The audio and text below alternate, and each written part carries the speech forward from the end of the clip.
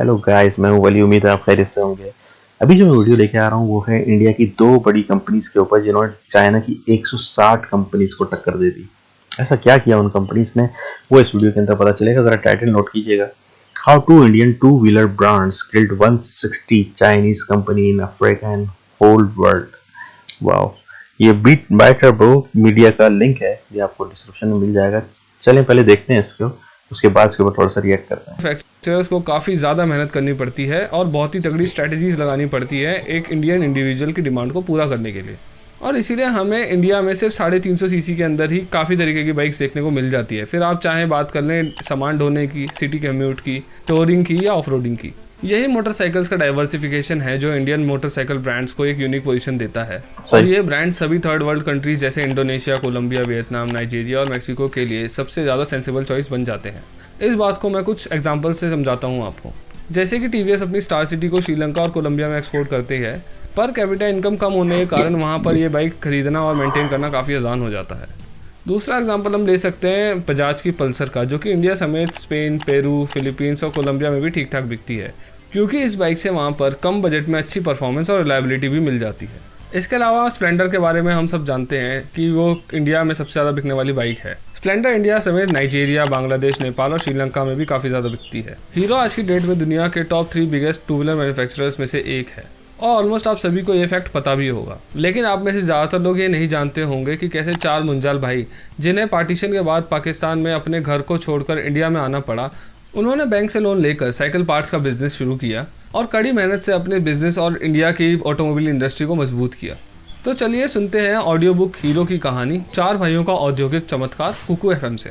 Kuku FM India का leading audio book platform है with over 1000 hours of non fiction content library. 4.5 plus की rating है and most importantly इस पर आप अपनी फेवरेट ऑडियो बुक सुन सकते हैं अपनी रीजनल लैंग्वेज में।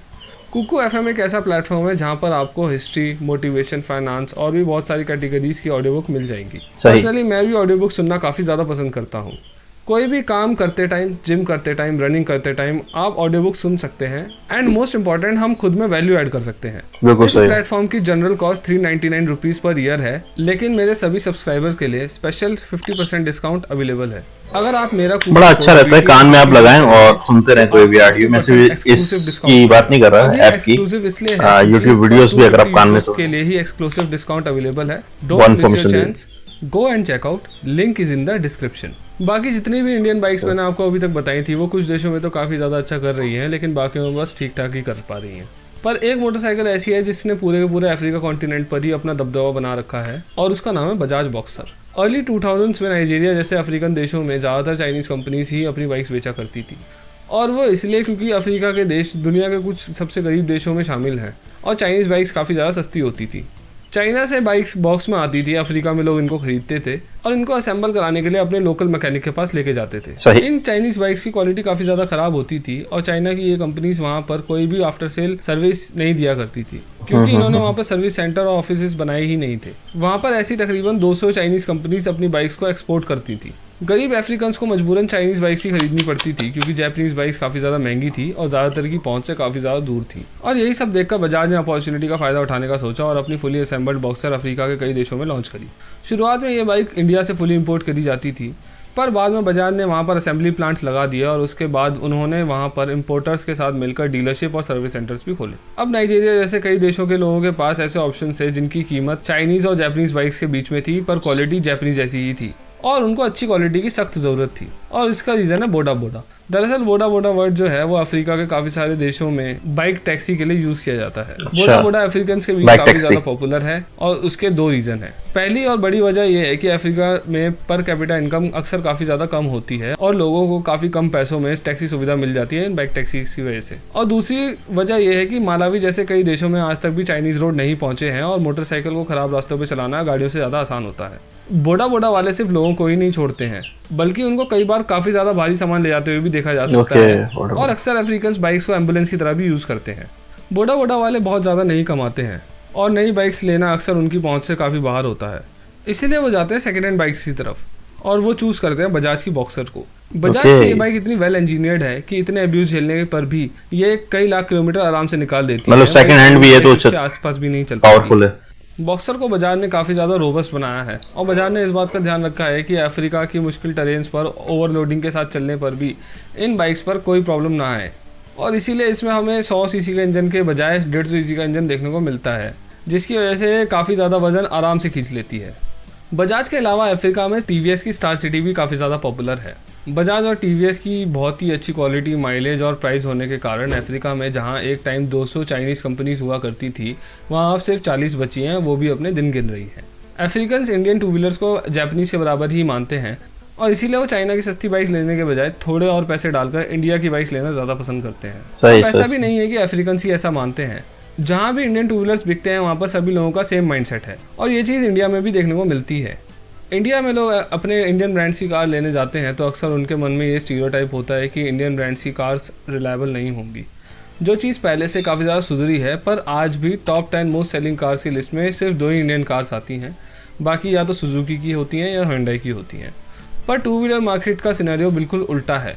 टॉप 10 बिकने वाले टू व्हीलर्स में से हमेशा से ही 7 से 8 इंडियन ब्रांड्स के ही होते हैं और ये सिर्फ इंडियन टू व्हीलर ब्रांड्स की बहुत ही ज़्यादा अच्छी डिपेंडेबिलिटी की वजह से हो पाया है। पर ये सब देख कर आपके मन में भी सवाल उठता है कि सिर्फ पिछले 20-25 साल में इंडियन मैन्युफैक्चरर्स ने पूरे सिनेरियो को पिवट करके रख दिया है। दरअसल ये सब बजाज, टीवीएस और हीरो जैसी कंपनी की बहुत ही ज़्यादा स्ट्रॉन्ग इंजीनियरिंग टीम की मदद से हो पाया है। पर इंडिया में अच्छे मैकेनिकल और ऑटोमोटिव इंजीनियर्स ढूंढना कोई आसान बात नहीं है। श्रीनिवास कंटेती व्हील CMI के MD हैं और पेशे से इंजीनियर। वो न्यूज़ 18 के लिए लिखते हुए बताते हैं कि अर्ली 2000s में वो बजाज ऑटोज़ के HR हेड थे और उनको 100 इंजीनियर्स हायर करने थे बजाज के लिए, जो वर्ल्ड क्लास मोटरसाइकिल बनाते और डिज़ाइन करते। पर वो जब IIT जैसे बड़े इंस्टीट्यूट में गए तो वहाँ पर वो 15 कॉलेजेस में से सिर्फ 10 इंजीनियर्स को हायर कर पाए और उसका रीज़न ये था कि मैकेनिकल इंजीनियरिंग करने के बाद भी लोग टेक कंपनीज में ज़्यादा जाना चाहते थे मैन्युफैक्चरिंग के बजाय। इसीलिए उन्होंने बाकी कंपनीज से 3 गुना ज़्यादा सैलरी देकर हायरिंग करी, जो कि TCS जैसी कंपनीज के लिए काफ़ी मुश्किल था क्योंकि उन्हें 2000 इंजीनियर चाहिए थे और बजाज को सिर्फ 100। पर जब वो टॉपर्स का इंटरव्यू लेते हैं तो उन्हें पता लगता है कि ये सो कॉल्ड टॉपर्स प्लान और एलिवेशन देखकर भी साइड व्यू ड्राफ्ट नहीं कर सकते हैं, क्योंकि इन टॉपर्स का ध्यान पढ़ने में और कोडिंग करने में ज़्यादा था। तो वो ऐसे इंजीनियर्स ढूंढते हैं जो सच में गाड़ी बनाने को लेकर पैशनेट हो, ना कि सिर्फ सैलरी को लेकर। वो इंग्लिश के बजाय हिंदी और भी कई रीजनल लैंग्वेजेस में इंटरव्यू कंडक्ट करते हैं ताकि इंटरव्यू के टाइम इंजीनियर्स का ट्रू पोटेंशियल निकल के सामने आ सके। बजाज के अलावा हायरिंग का ये प्रोसेस साउथ में TVS भी अपना रही थी। ये सब देखने से एक बात क्लियर होती है कि इंडिया में अभी मैकेनिकल इंजीनियरिंग को लेकर बहुत ज़्यादा लोग पैशनेट नहीं हैं, और अगर हैं भी तो या तो कॉलेजेस प्रैक्टिकल नॉलेज नहीं दे रहे हैं या उनको सैलरी अच्छी नहीं मिल रही है, इसीलिए वो दूसरी फील्ड्स में शिफ्ट हो जाते हैं। टू व्हीलर्स में हम चाइना से तो क्या बहुत सारे देशों से आगे आ चुके हैं, पर हमें समझना होगा कि अगर इंडिया को चाइना से मुकाबला करना है और उसको हर चीज़ें पीछे छोड़ना है तो मैन्युफैक्चरिंग बहुत ज़्यादा बढ़ानी होगी और उसके लिए कंपेटेबल इंजीनियर्स लगेंगे। सिर्फ कोडिंग करने से काम नहीं चलने वाला है। अगर मेरी वीडियो से आपके टाइम में वैल्यू ऐड हुई हो तो please consider subscribing this channel, क्योंकि ऐसी वीडियो बनाने में काफ़ी ज़्यादा मेहनत लगती है। सही बात है, सही बात है। वीडियो बनाने में बड़ी मेहनत लगती है। कमेंट्स में छोड़े, इनको लाइक शेयर सब्सक्राइब जरूर कर दिएगा। हीरो की कहानी और जो इसमें बताया उसमें बड़ी मेहनत है। चमत्कार जरूर सुने कुकू FM से। यूज़ मैं कूपन कोड BTM50 तो आपको 50% एक्सक्लूसिव डिस्काउंट मिलेगा। बड़ी जबरदस्त वीडियो थी, इनको लाइक शेयर सब्सक्राइब जरूर कर दीजिएगा। बड़ी मेहनत से बनती है, बहुत प्यारी बात की है इन्होंने एक वीडियो। लेकिन एक चीज मैं और भी कहना चाहूंगा कि ये किसी कंपनी को किसी आजकल के दौर में खासतौर पे इतना कंपटीशन है, किसी दूसरी कंपनी की बुनियाद हटाने के लिए बहुत मेहनत दरकार होती है और वो सब बताइए इस वीडियो के अंदर। आप ये देखें, लोगों को हायर करना ही मुश्किल है उनको कि यार हम कैसे इसको हटाएं। उसके लिए हमें जो बंदे चाहिए वो पैशनेट चाहिए। हमें वो बंदे नहीं चाहिए जो कि शुरू में तो बड़े पैशनेट हो क्योंकि पैसा मिल रहा है ना, 3 गुना ज्यादा सैलरी मिल रही है, उस वक्त तो आदमी बड़ा प्यारा होता है। पर आहिस्ता आहिस्ता आहिस्ता आहिस्ता करके उसी नोट गिन रहा होता है, फिर नोट को कम लगने लग जाते हैं। अरे यार आज इस साल नहीं हुई, इस साल और नहीं बड़ी तनख्वाह, ये नहीं, परफॉर्मेंस नहीं बढ़ा रहा है, पर उसको तनख्वाह बढ़ने का तो वो जवाब चाहिए। जवाब ये भी है कि भाई महंगाई बहुत बढ़ रही है, ये वजह भी है कि आहिस्ता आहिस्ता उसका फ्यूल जो है वो कम होता जाता है, पैशन का फ्यूल जो है वो कम होता चला जाता है। तो वो चीज सिर्फ इसलिए आ सकती है कि आप वो काम करें जो आपका शौक हो। सही है। और वो ये कह रहे हैं कि तकरीबन 95% लोगों का शौक जो है वो इनोवेशन और टेक्नोलॉजी की तरफ है, ना कि उसकी तरफ के कोई कंपनी है जो कि पहले ही से प्रोडक्शन दे रही है और उसको वो ज्वाइन कर लें और फिर जो है वो वहां पे तरक्की हो। फिर समझ नहीं, कंपनी ओरिएंटेड नहीं चल रहे लोग क्योंकि ब्रांड तो बहुत ज्यादा हो चुके हैं और खुद के भी लोग मतलब ये कि नहीं चाहते कि अपने आप को बाउंड कर लें किसी एक फील्ड से ही, किसी एक तरह की मैन्युफैक्चरिंग से ना। तो वो भी लोग अपने अंदर भी वास्ट चीजें रखते हैं, क्योंकि टेक्नोलॉजी शिफ्ट भी बहुत जल्दी हो रही है, समझ रहे हैं, अपने आप को अपग्रेड करना भी बहुत पड़ता है। यहाँ पे वो अपग्रेड नहीं कर पाएंगे अपने आप को, एक हद तक कर पाएंगे, ऐसी बात नहीं, जब बाइक अपग्रेड होगी तो वो भी अपग्रेड होंगे। तो थिंग इसके ये चीजें सब देखना, और उसके बाद फिर वहां देखना कि उनको जरूरत क्या है, वहां के लोगों को, अफ्रीका के, वो किस चीज की परेशानी वहां पे महसूस कर रहे हैं, और उस परेशानी को जान के भी आप सॉल्व नहीं कर सकते हैं। क्योंकि आप मुझे सिर्फ एक बात बताइए कि 200 कंपनियां थी चाइना की वहां पे ऑलरेडी, जो कि अब सिर्फ 40 रह गई हैं।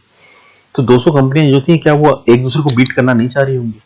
एक दूसरे को बीट करना भी तो चाह रही होंगी, तो वो भी जानती होंगी इस चीज को कि यहाँ पे जो प्रॉब्लम है वो ये इस वजह की, ये चीज प्रॉब्लमेटिक है जो कि इनको फील हो रही है, और इसको हम हटा नहीं पा रहे हैं। अगर हटा पा रहे होते तो आपस में कंपटीशन बहुत होता, 200 कंपनियां बहुत होती हैं आपस में कंपीट करने के लिए, किसी एक्सटर्नल उसको आने की जरूरत नहीं होती, वो भी किसी और कॉन्टिनेंट से या किसी और मुल्क से, सॉरी टू से। तो इंडिया जब यहाँ पे एंट्री मार रहा है तो वो अपने बहुत सारे स्टेक लगा रहा है। कोई भी कंपनी इंडिया की अगर करती है, मतलब वो बहुत कुछ लगाती है अपना, समझ रहे हैं, उसको लॉस हो सकता है, उसको बड़ा लॉस हो सकता है। साथ में जो जो जितनी बड़ी टीम इन्होंने बनाई है वो फिर डिसमेंटल करनी पड़ सकती है कि नहीं यार प्रोजेक्ट सही नहीं बैठा, और सब बुरा भला कहते हैं, कंट्रोवर्सी क्रिएट होती है, ब्रांड मजीद छोटा हो जाता है।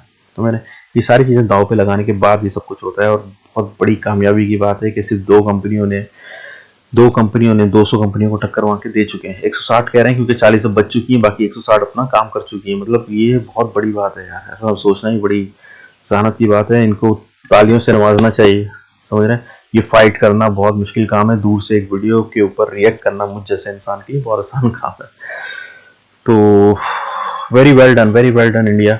और मैं तो ये कहूँगा कि सिर्फ 2 कंपनियां क्यों, 200 कंपनियां और हो जाए इंडिया की, जो कि पूरी दुनिया पे राज करें इसी तरह की, सिर्फ बाइक मैन्युफैक्चरिंग की। मैं बाइकों का फैन हूँ इंडिया की, मैं इंडिया की बाइक का फैन हूँ, क्योंकि हमने भी चाइना को बहुत झेला है बाइक्स के मामले के अंदर। वो सिर्फ स्टिकर चेंज कर देते हैं और दूसरी नया अपग्रेड वर्जन दे देते हैं आपको, लो भाई ये लो, ये नया वर्जन है, ये 2022 की है, ये 2023 में ये निकाले, सिर्फ स्टिकर चेंज होता है, स्टिकर थोड़ा खूबसूरत हो जाता है, थोड़ी बहुत चीजें चेंज होती हैं, मतलब ऐसी बात भी नहीं है, थोड़ा शेप चेंज होता है, लेकिन वो आप खुद देख लें यार, जाके जरा मुआवजा कर लें। मैंने खुद भी एक वीडियो इसके ऊपर की थी, तो बहुत हाल बुरा है। और इंडिया की बाइक्स की सिर्फ शेप ही जो है आपको किलर शेप्स हैं, समझ रहे हैं आप, बहुत जबरदस्त शेप्स हैं।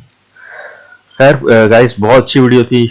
मेरे चैनल को भी लाइक शेयर सब्सक्राइब जरूर कर दिए। कोई भी बात बुरी लगी है तो क्षमा कर दिएगा। मिलते हैं नेक्स्ट वीडियो में, टेक केयर।